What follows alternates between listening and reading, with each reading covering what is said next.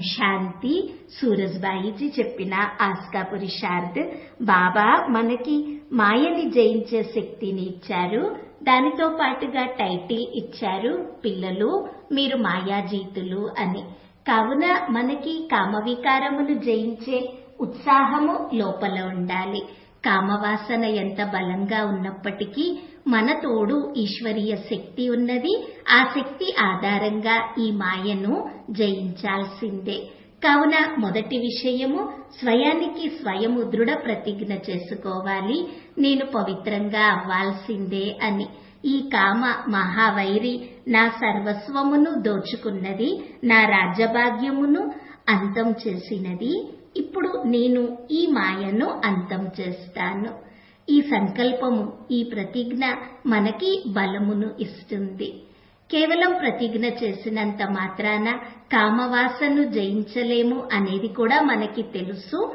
కావున రెండవ అభ్యాసం చేద్దాము. నేను ఆత్మను, పరమ పవిత్ర ఆత్మను. నేను పవిత్రత యొక్క దేవతను, పవిత్రత యొక్క సూర్యుడను. నేను దేవకులములోని పవిత్ర ఆత్మను. ఇలా తన దేవతా స్వరూపము గుర్తు చేసుకుంటే పవిత్ర సంస్కారములు జాగృతమవుతాయి. మూడవ అభ్యాసము చక్కటి యోగాభ్యాసము. ఎందుకనగా యోగ బలము లేనిదే మాయని జయించుట సంభవం కాదు. అయినప్పటికీ గుర్తు పెట్టుకుందాము, మాయని ఒక్క రోజులో జయించలేము. కామం యొక్క ఏ సంకల్పము మనసులో కలిగినా దానిని దూరం చేస్తూ ఉండాలి, ముందుకి సాగిపోతూ ఉండాలి. నిరాశ చెందే అవసరమే లేదు. ఈ సంకల్పాలు ఎందుకు వస్తున్నాయి అని. ఎందుకనగా కామ వికారమును సంపూర్ణంగా జయించుట ఒక సుదీర్ఘ యాత్ర. ఏ డిస్టర్బెన్స్ నిద్రలో కలిగినా దానిని త్వరగా సమాప్తం చేసి ముందుకు సాగాలి. మనము మాయాజీతులుగా అవ్వాల్సిందే. ఎవరైతే మాయని జయించాలనే దృఢ సంకల్పం చేస్తారో వారికి బాబా యొక్క సహాయము ఎంతగానో లభిస్తుంది.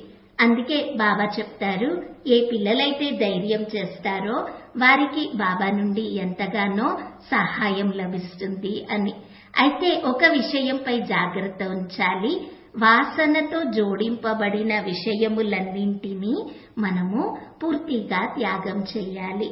అది ఆహార పానీయాలైనా, లేక చెడు విషయాలు, లేక దృశ్యాలు, సినిమాలు చూడడమైనా, వాటి గురించి చింతన చేయడము, ఎంజాయ్ చేయడము. మేము కర్మ చేస్తున్నామా, కేవలం సంకల్పమే కదా చేస్తున్నాము అనడము, ఇది కూడా కామ వికారము చేత ఓడిపోవడమే. దీని చేత కూడా వాసనలు జాగృతమవుతాయి.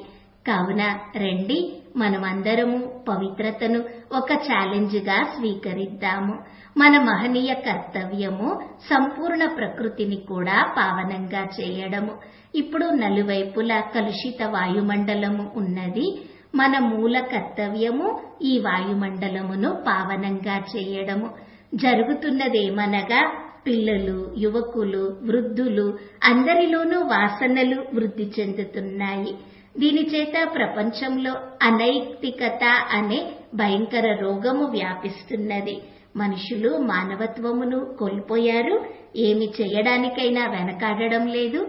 అన్ని స్థానాలలో ఎటువంటి కేసులు వింటున్నాము అంటే మనుషులు వాసనలకి ఆధీనమై తమ పిల్లలతో కూడా పొరపాట్లే చేస్తున్నారు. మరి మనము ఈ వాతావరణమును యోగబలంతో సమాప్తం చేయాలి.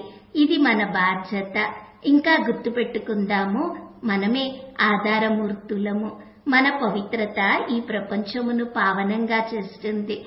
మన స్థితి సృష్టి యొక్క స్థితిని తయారు చేస్తుంది. మన స్థితి ఎలా ఉంటే ఈ సృష్టి యొక్క స్థితి కూడా అలాగే ఉంటుంది. కావున రండి, మాయాజీతులుగా అయ్యే దృఢ సంకల్పము చేద్దాము. మనము కాకపోతే ఇంకెవరు మాయని జయిస్తారు? నడుస్తూ నడుస్తూ మాయతో అస్సలు ఓడిపోయేదే లేదు. ఇలా ప్రతిజ్ఞలో స్వయాన్ని బంధించుకోవాలి. కొద్ది నియమాలతో బంధించుకోవాలి.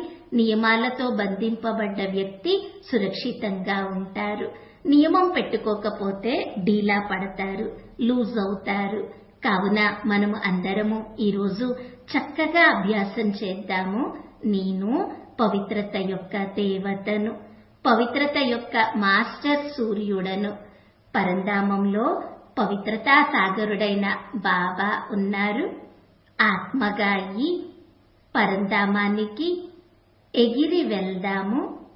పవిత్రతా సాగరుని పవిత్రతా కిరణముల కింద కూర్చుందాము.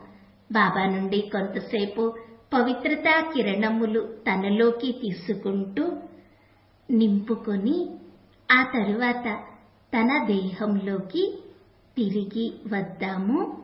ఆ కిరణములను నలువైపులా వ్యాపింపచేయుటకు భృకుటి సింహాసనంపై కూర్చొని అభ్యాసం చేయాలి. నా నుండి నలువైపులా పవిత్రత యొక్క తెల్లని కిరణములు వ్యాపిస్తూ ఉన్నాయి అని. మరలా పైకి వెళ్లి బాబా నుండి పవిత్రతా కిరణములు నింపుకోవాలి. కిందకు దిగి వచ్చి నలువైపులా వ్యాపింపచేయాలి. ఈ అభ్యాసమే ఈ రోజంతా కొనసాగిద్దాము. ఓం శాంతి.